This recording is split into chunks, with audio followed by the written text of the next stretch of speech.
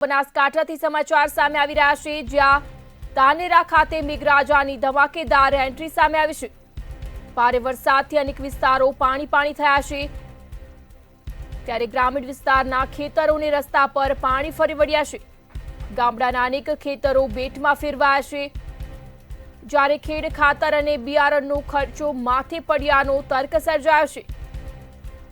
વરસાદી પાણીથી અનેક ખેતરોમાં ધોવાણની સ્થિતિ સર્જાઈ છે, ત્યારે ભારે વરસાદથી અનેક વિસ્તારોમાં પાણી ફરી વળ્યા છે।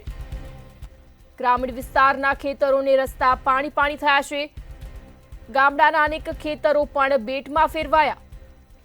ખેડ ખાતર અને બિયારણનો ખર્ચો માથે પડ્યાનો તર્ક સર્જાયો છે।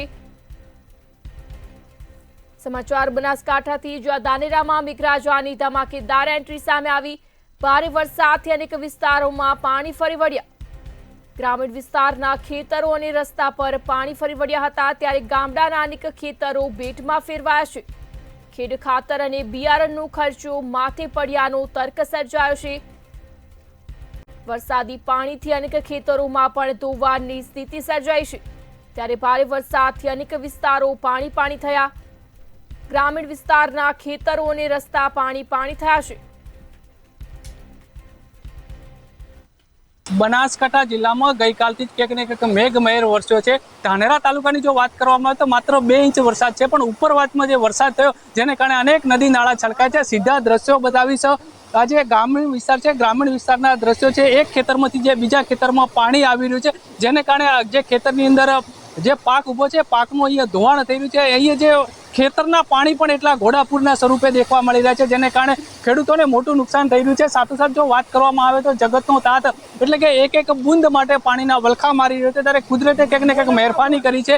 મહેરબાની કરતા ક્યાંક ને ક્યાંક અહીંયા જગતના તાતની પરિસ્થિતિ ખરાબ આવી છે। સીધી વાત કરીશું, કેટલું નુકસાન તો ફૂલ છે।